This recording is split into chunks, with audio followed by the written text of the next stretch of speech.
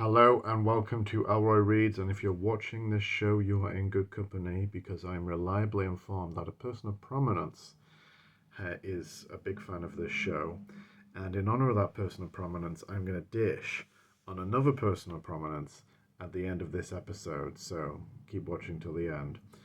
Okay, if you're unfamiliar with Ellroy Reads, this is a show where every week I look at a book that was an influence to James Ellroy, and this is a very special episode because this week's book is The Ticket Out by Helen Knode. Yes, Helen Knode is Ellroy's wife, ex-wife, partner, true love, and she's a terrific writer and author in her own right. She was born in Calgary, and generations of her family, the Knodes, worked in the oil business. And one of her kind of missions as a writer, as in a second novel, Wildcat Play, is to portray the oil industry, truthfully, candidly, and to get away from the kind of Dallas soap opera, mega bucks image that the oil industry has got. And by no means glamorize it as being pro-environment or anything like that, but portray it honestly. Um, she was educated at Cornell. She travelled. She lived in Britain, travelled Britain and Europe as a young woman. Um, Her writing career began as a film critic, and for many years she was the film critic for the LA Weekly, and she wrote the Weird Sister column. And it was during that time that she met James Ellroy, and they began their relationship.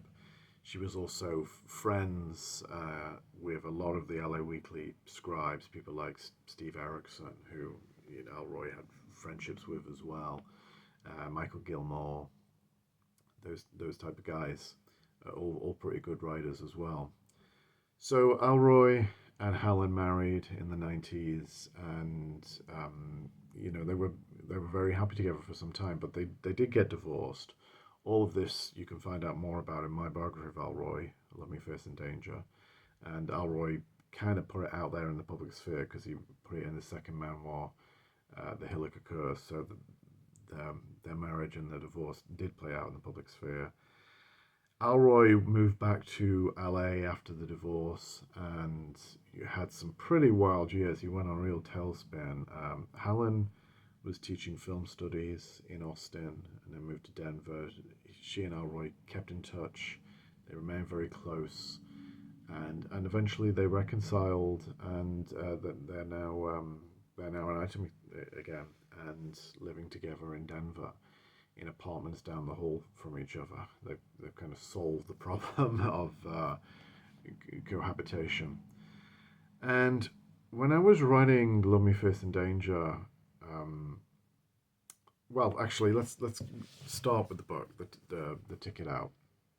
It is a classic, noir thriller. Really, it's based very much on Helen's experiences at the LA Weekly because her hero is Anne Whitehead, who is a film critic, and she's kind of at the end of a tether because she's seen hundreds, thousands of reviews. They are all beginning to merge into one for her. She's sick of the Hollywood game and she wants out, the ticket out.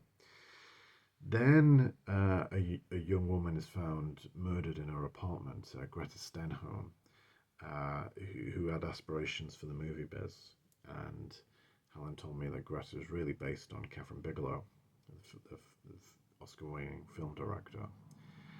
And Anne Whitehead is drawn into this kind of classic film noir murder mystery, Hollywood murder mystery. Greta was shopping around a script about the unsolved murder of Georgette Bauerdorf in the 1940s, a Hollywood socialite, a classic Hollywood mystery, which is referred to in the text as the Black Dahlia class. So the Black Dahlia connection is obviously a strong one with Ellroy. There is also a romantic interest in this novel, an LAPD cop called Doug Lockwood, who is kind of like macho, right wing.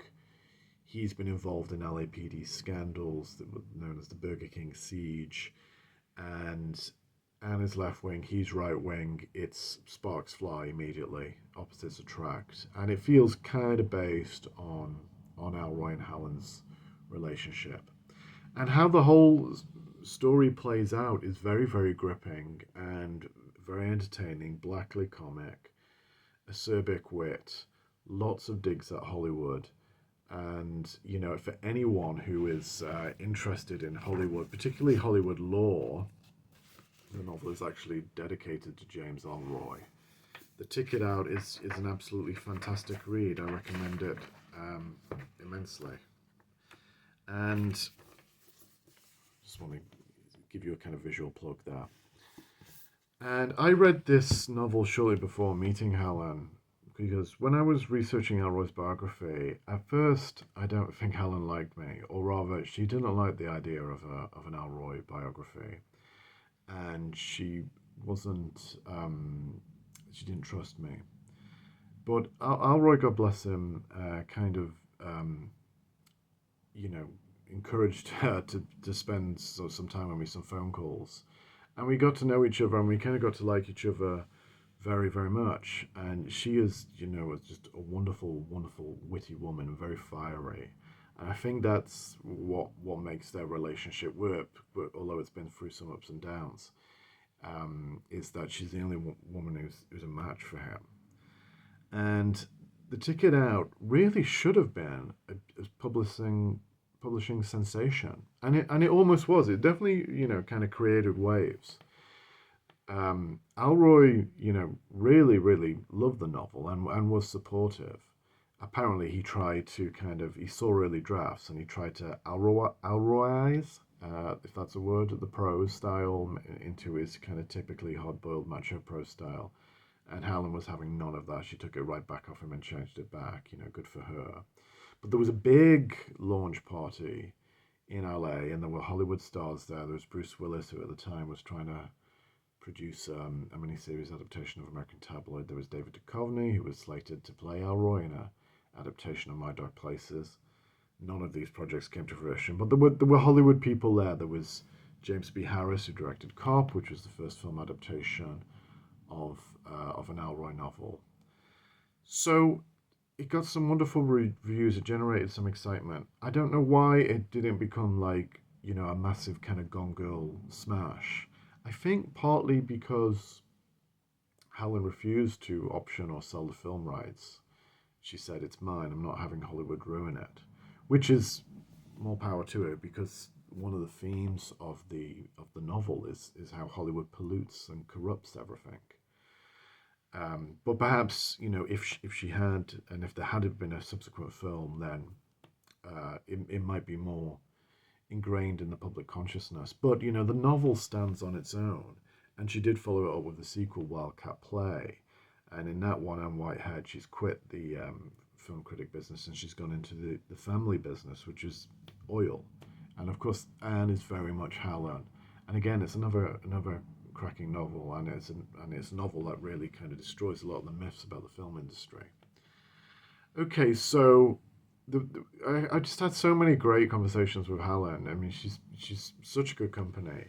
There was a story in this, and that happens to Anne Whitehead, her heroine. And I said to Helen, "This story had me gripped. It's got to be true, hasn't it? It's totally got to be true." And she's like, "Yeah, it is true." And I'll just tell it to you because it's too good not to mention here. Basically, it happened to Helen. She was living in Europe reporting from Europe from the 1993 Viennale Film Festival. And there she met the cinematographer John Alton. That was his anglicized name because the festival that year was celebrating the influence of Austro-Hungarian filmmakers in Hollywood. And John Alton was one of the great cinematographers. He was particularly renowned for photographing all of the great film noirs. But he retired abruptly in 1962, and he never made another film, was never involved in the production of another film ever again. And Helen was kind of like shocked by this because she was still a film addict at the time, and she got to speak to him, and he said he was in his 80s at this time, but he was still kind of like chasing around the ladies, and she said she tried to impress him with some kind of film criticism, and he'd be like, "I find you fascinating," And but she didn't. He didn't really answer her questions.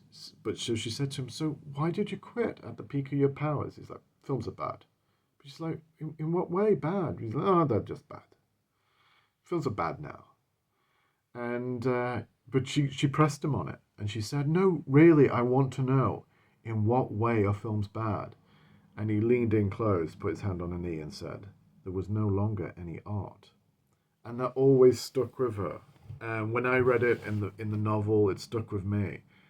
I was delighted to hear it was a true story because I think it's a really interesting story. And then he left, no other explanation, and maybe that's all you need. There's no longer any art. Um, it's a good job John Elton isn't around to see films today because I think he'd really think that there's no longer any art. There's plenty of trash, but no art. And you know what? Another question here's the dish bit. Um, Another question I put to Helen was, I found there was just a ghost of a whisper of an allusion maybe to Steven Spielberg and to potential kind of goings on. And maybe I only read that into it because Ellroy had made some loaded comments about Spielberg to me, but I didn't press him on it. And so I said to Helen one day, I was just like, your novel, I just felt, there was just some hint about Spielberg. What are you trying to tell me, Helen? And she says, I'm trying to tell you that sacred cows make for the tastiest hamburger, Steve. I absolutely love that line. Just an incredibly funny woman and very fiery and just very entertaining. And you get that on every page of the ticket out. And go out, buy it. It should have been Gone Girl. It's better than Gone Girl. It should have been bigger. It should have been a publishing sensation. But it's still an absolutely fantastic novel. I don't think we can ask for more than that. So I felt like we did a kind of whether it was a bait and switch with Helen and Ellroy and me, because it started off as her not trusting me, and then I earned her trust. But by doing that, I think things with Ellroy kind of got a bit frosty, so it kind of switched around. I don't know. Maybe men and women shouldn't be friends, or I don't know. Maybe the sexual dynamic just gets in the way too much. But anyway, I'm grateful for all the conversations I had with the both of them, and The Ticket Out is an absolutely wonderful novel, and it's my recommendation for this week. Okay, I think I hear those phones ringing. I think the lawyers are on the phone. I will see you next week. Have a fantastic week. Bye bye.